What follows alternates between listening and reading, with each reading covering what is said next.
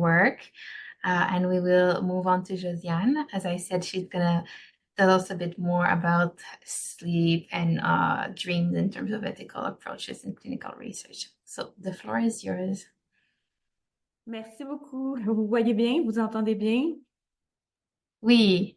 OK, excellent. Donc, on va switcher au français. Je ne sais pas si tout le monde comprend, mais merci d'être là en tout cas et merci Tania pour l'organisation. Bravo aussi à Jordana. Je suis Josiane Barrette-Morin, étudiante au doctorat en bioéthique à l'École de santé publique de l'Université de Montréal. Et professionnellement, je suis coordonnatrice de projet et facilitatrice en éthique auprès des facultés de médecine. Le but de mon exposé, ça va être de présenter une stratégie de collecte et d'analyse de données, mais qui est encore vraiment en work in progress. Donc, j'espérais vous, comme interagir avec vous, là, vous poser des questions, vous sonder. Puis, essentiellement, c'est une revue de littérature sur l'éthique de la recherche, sur les rêves et les cauchemars. Puis, dans un monde idéal, je voudrais faire un écrit qui résume ce que la revue de littérature là, m'aide à trouver et ensuite transférer les connaissances sous forme soit d'un guide ou d'une formation professionnelle continue. Donc, dans la prochaine demi-heure environ, je vais vous dire comment j'en suis venue à mixer éthique et rêve et où je suis rendue, mais surtout où je veux aller, en essayant toujours de justifier mes choix. Donc, ce sera pas bien long. Euh, le partage d'écran n'a pas fonctionné.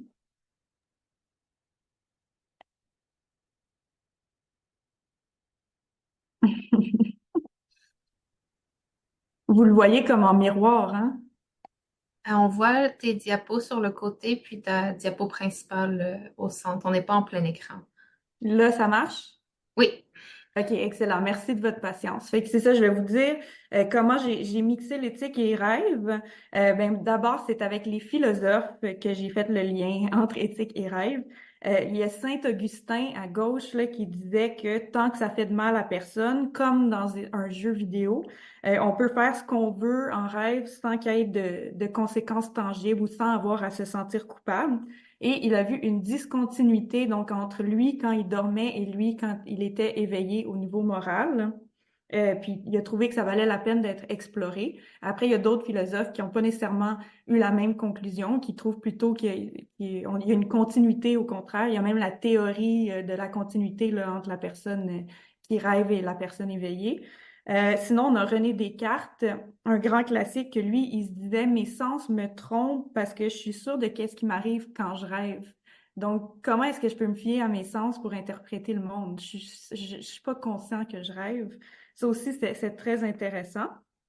Mais si je recadre ça dans le monde contemporain, j'ai mis des exemples au milieu en éthique de la recherche avec des personnes anesthésiées ou inconscientes ou dans des états de conscience altérés ou des états de conscience végétatifs. Et ça montre qu'il y a quelque chose vraiment de spécial au niveau de la bioéthique et de son interaction avec les corps des personnes immobiles qui sont dans d'autres états de conscience. Peut-être parce qu'on en sait encore très peu sur les confins de la conscience humaine, mais c'est assez fascinant. Et une personne endormie qui rêve ou qui fait un cauchemar, c'est exactement ça. C'est une personne immobile dans un état de conscience altéré.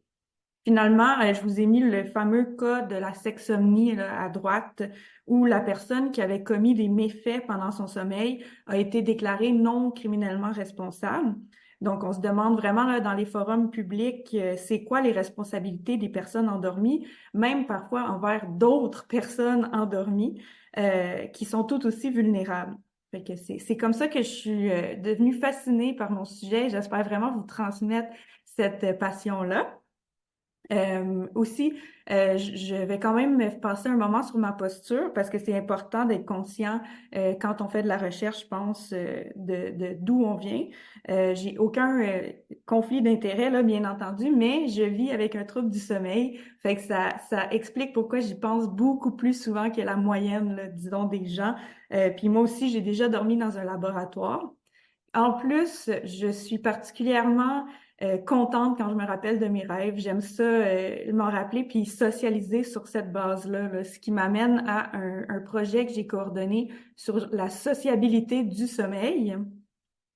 Donc, ça m'a permis d'affirmer que la recherche sur les rêves, comme vous le savez sûrement déjà, c'est pas un domaine qui a été historiquement pris au sérieux, puis c'est pas non plus un domaine qui a été très bien financé. Donc ça, c'est quand même des petits drapeaux.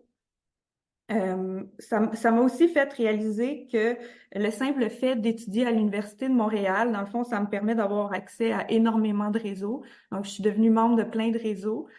Tu sais, on a le Centre d'études avancées en médecine du sommeil, son laboratoire de recherche sur les rêves et les cauchemars. Donc, c'est comme une coïncidence, mais je suis particulièrement bien placée, même géographiquement, là, pour m'intéresser à ce sujet-là.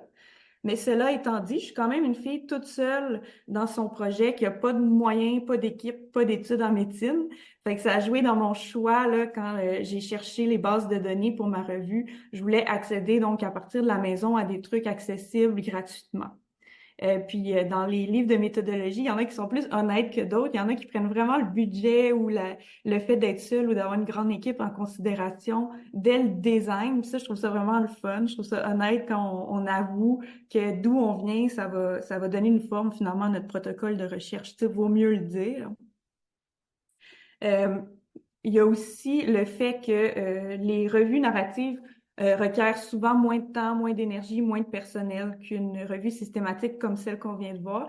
Donc, j'ai opté pour la revue narrative, mais j'ai quand même voulu en systématiser une bonne partie. Voilà. Donc, pourquoi et pour qui est-ce que je fais ce projet-là? Parce qu'on n'a clairement pas un besoin prioritaire là, en santé publique urgent à propos de ce sujet-là. Je donne quelques pistes maintenant, puis le reste de ma présentation va continuer de répondre à pourquoi, pour qui. Donc, pour nommer des défis vécus, repérer des solutions qui ont déjà été proposées, les rassembler au même endroit et saisir l'opportunité d'anticiper ce que l'avenir nous réserve en matière de recherche sur les rêves. Donc, en gros, vous le savez déjà, en recherche sur les rêves, les personnes participantes dorment en laboratoire comme sur la diapo, sous surveillance vidéo, se prêtent à des expériences, portent des électrodes à différents endroits sur le corps, procèdent à des neuroimageries, acceptent de se faire réveiller en pleine nuit. Donc, leur corps, leur image, leur histoire, leurs données biométriques et d'autres marqueurs de leur identité sont constamment sollicités. Puis un défi, ça pourrait être de mieux comprendre c'est quoi leur propre responsabilité face à leur soi endormi. Là, je reviens à Saint-Augustin, mais c'est quoi, comment on gère quand on est réveillé puis qu'on donne notre consentement éclairé pour quelque chose qui va se passer quand notre conscience va fonctionner complètement d'une autre manière. Ça, c'est pas un sujet nouveau en bioéthique. Donc, pensez aux directives anticipées, aux testaments, aux dons d'organes. On pense toujours à comment est-ce qu'on peut prolonger, comment on pense maintenant pour des moments où on pourra plus penser comme maintenant. Un jour, si j'intègre ma recherche là, dans un framework plus large, la conversation pourrait faire émerger des choses intéressantes, soit uniques au rêve ou soit transférables à d'autres situations, justement comme les comas ou d'autres paralysies, mais sans l'espèce de sensibilité qui est très difficile à aborder avec ces sujets-là. On dirait que les rêves, c'est un peu plus léger, puis que les gens se prêtent plus à discuter puis à être ouverts à ce sujet-là. Ici, j'ai mis là, une étude où est-ce que le participant il avait consenti à se faire parler, soit dans sa langue ou soit en code morse. Il subissait des changements d'éclairage, il se faisait toucher pendant son sommeil, puis il devait répondre avec des signaux pour prouver qu'il était capable de voyager entre la réalité de son rêve et le laboratoire. Ça a fonctionné, mais c'est un peu comme provoquer un rêve lucide, là, ce protocole-là, selon moi, même si on connaît pas très bien les risques justement de provoquer un rêve lucide. Et encore moins quand le chercheur s'immisce dans le scénario du rêve. La gestion de l'incertitude, encore là, c'est pas nouveau en bioéthique. Donc, le participant a peut-être trouvé que c'était très acceptable comme risque, puis ça l'a clos la discussion. Euh, et heureusement, il faisait des rêves assez quelconques. On voit même une bande dessinée un peu qui dit les scénarios de ses rêves qui sont plutôt inoffensifs, là. Mais qu'est-ce qui serait arrivé? Comment il se serait senti si le chercheur l'avait interrompu en plein milieu d'un rêve, par exemple, où est-ce qu'il aurait eu le privilège de, disons, parler avec un proche décédé ou des choses vraiment plus sensibles? Est-ce qu'on peut vraiment prévoir comment on réagit à ça?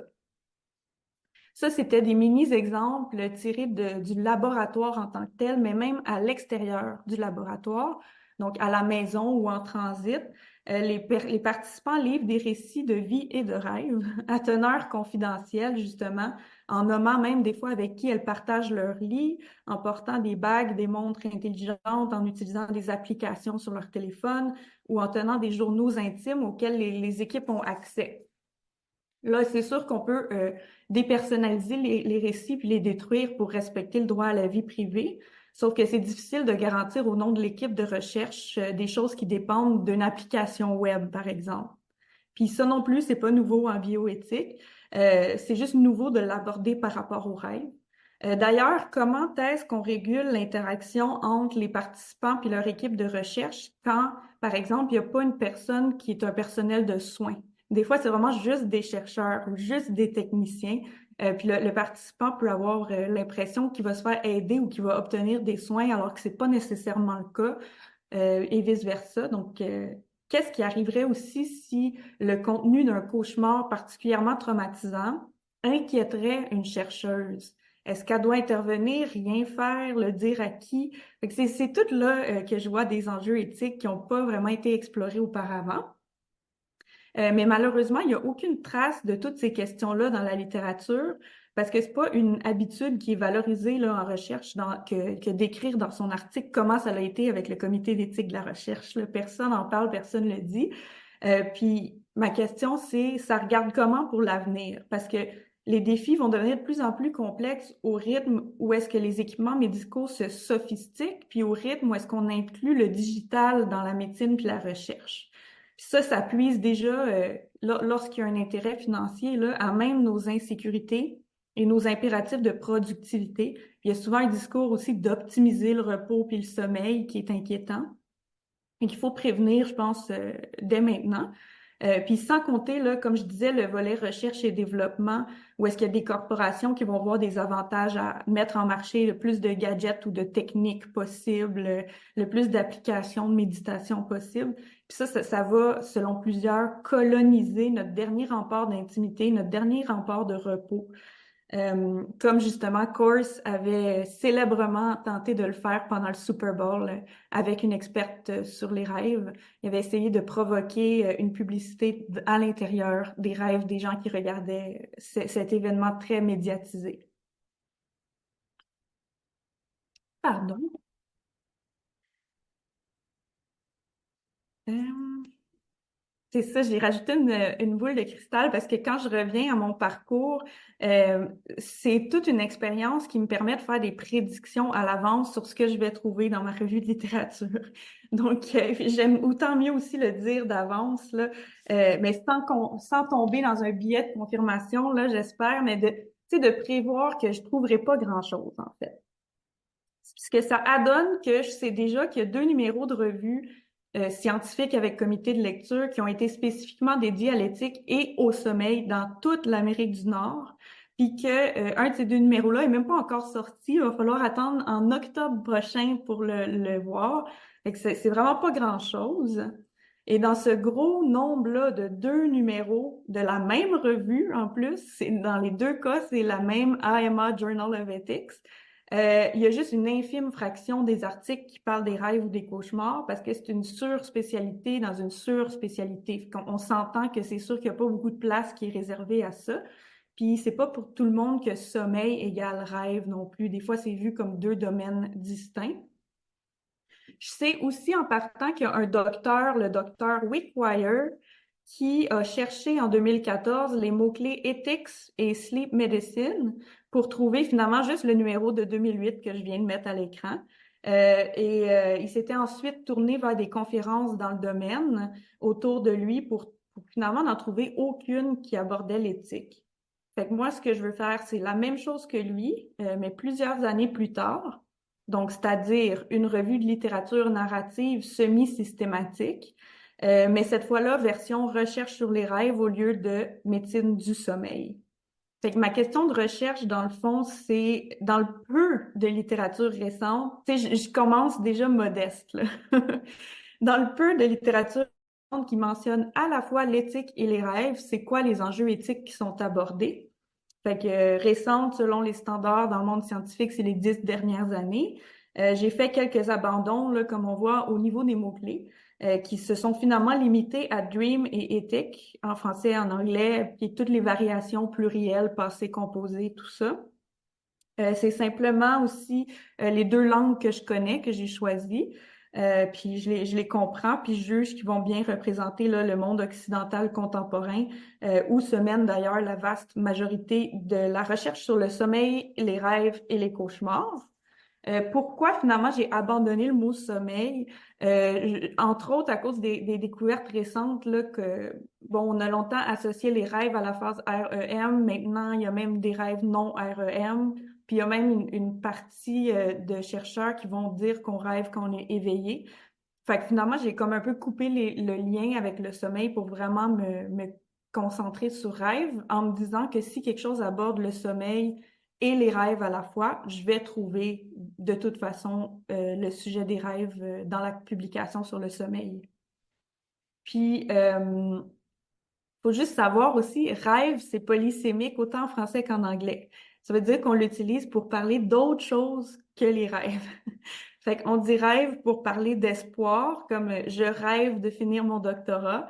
Puis on dit aussi rêve pour parler de facilité. Elle est une collègue de rêve, c'est un rêve travailler sur ça. Fait que ça donne des écrits sur plein de choses qui sont pas des rêves, mais qui sont des métaphores issues du rêve, comme le rêve américain. J'ai trouvé aussi sur le cauchemar de la bureaucratie en éthique. Donc, c'est vraiment des mots qui veulent dire plus qu'une chose. C'est vraiment intéressant, mais quand même, ça me donne plus beaucoup de résultats comme j'avais prévu qui portent sur mon sujet. Donc là, je vous montre vraiment vite là, mon diagramme de flux. Même si je trouve une centaine d'articles dans les bases de données usuelles, ça finit que j'en retiens une. Fait que je vous démontre comment j'arrive à une. Et là, comme le docteur Wickwire qui est allé voir autour de lui les conférences qu'il donnait, mais moi aussi, de mon côté, là, je vais chercher ailleurs, j'ai pas le choix. Fait que je suis allée chercher des livres, des trucs d'une association, je suis allée sur le blog du MIT. Là, j'en ai retenu quelques-unes. À la fin, j'ai 7 contributions qui répondent à tous les standards là, de la checklist ACODS, là. Fait que je les ai mis en vert dans mon tableau d'extraction. Mais j'ai quand même gardé 2, 3 trucs qui étaient pas qualifiés, mais que je voulais pas passer sous silence. Fait que je vous donne un exemple.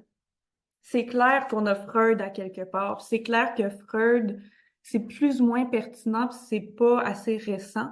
Sauf que ça donne quand même une culture générale par rapport au sujet qui est importante, là. Tu sais, on peut pas passer sous silence.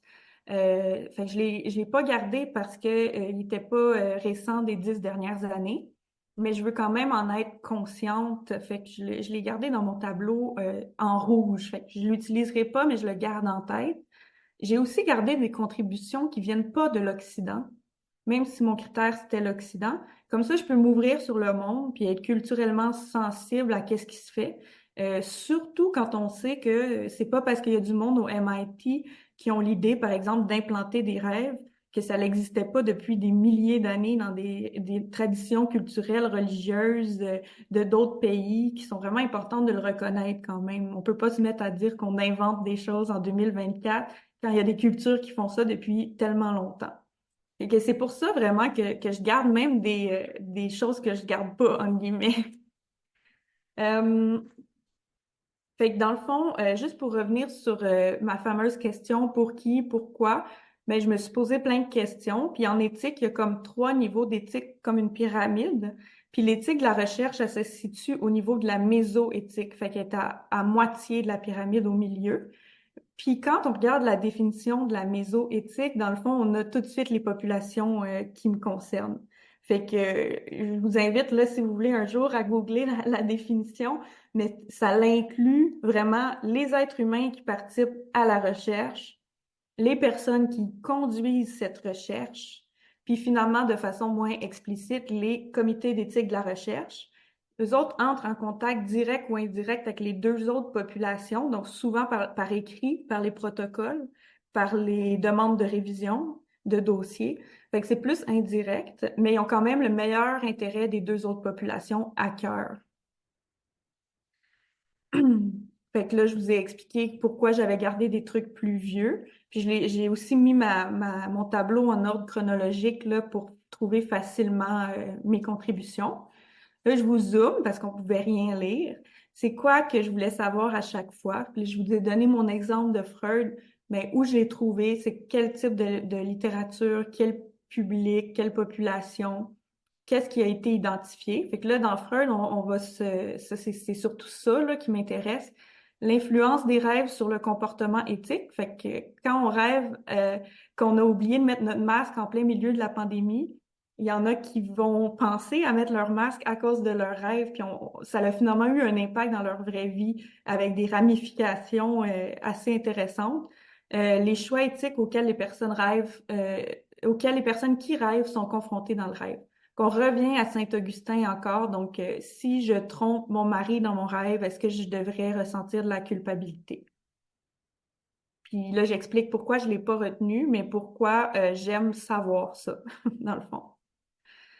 Euh, Là, j'étais vraiment contente de vous avoir parce que, dans le fond, si vous avez déjà déposé un projet de recherche qui mentionnait les rêves ou les cauchemars, mais vous pourriez répondre à mon sondage puis me dire, avec le code QR, quels enjeux éthiques est-ce que vous avez trouvé dans votre protocole ou dans les recommandations du comité. Fait que je vais juste en profiter pour boire de l'eau, puis je vais laisser peut-être un 20 secondes silencieux pour scanner.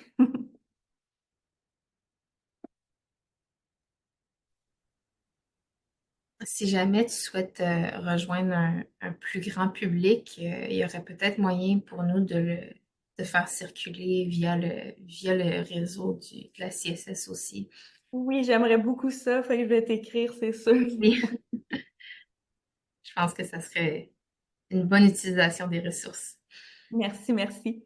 Puis c'est ça, c'est quand même intéressant parce que même les choses qu'on trouve dans Freud, justement, là, que j'ai pas retenu, mais ils reviennent en 2023 là, dans d'autres écrits. Fait que c'est comme pour dire qu'un enjeu éthique cesse jamais d'être un enjeu éthique. Il peut traverser l'histoire, puis on n'a pas besoin d'aller loin. On peut garder nos 10 dernières années, puis trouver presque tout ce qu'il y a à dire, là. Tu sais, ça se répète, on veut toujours s'inspirer des anciens philosophes. En tout cas, c'est super intéressant que ça revienne plus récemment, alors que l'intelligence artificielle existe, là, tu sais. Fait que, je vais vous laisser le temps de signaler si jamais il y a des enjeux qui vous disent quelque chose dans le sondage.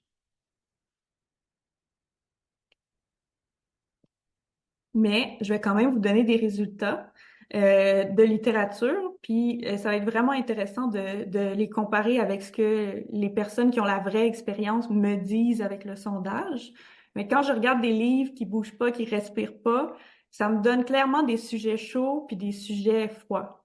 Donc, des sujets qui se répètent beaucoup dans les dernières années vont refléter aussi un peu nos priorités en tant que société. Fait que là, j'ai la confidentialité et la gestion des données qui est un gros sujet chaud, mais c'est normal, tu sais, il y a la loi 25 sur les données personnelles, il y a tout plein de choses qui se passent avec le consentement dans les applications web, la confidentialité, cliquer pour autoriser ou sinon vous pouvez pas voir ou gérer les cookies. Fait que je pense que ça représente vraiment des intérêts immédiats. Il y a le développement éthique de produits et services avec comme et l'évitement là, de la sollicitation à des fins promotionnelles ou commerciales. Donc, si possible, quand un expert en rêve a des intérêts privés ou a de l'argent à faire, il se garde d'aborder ces sujets-là. Tu sais, ça s'est vu, il y a des experts qui ont des shares dans des gadgets là, de surveillance du sommeil. Fait que des fois, ça peut paraître comme un conflit d'intérêts quand ils en parlent, là. Respect de la personne, de son autonomie, de son agentivité, de son droit à la vie privée et à la dignité. Ça, je pense que c'est universel à toutes les époques.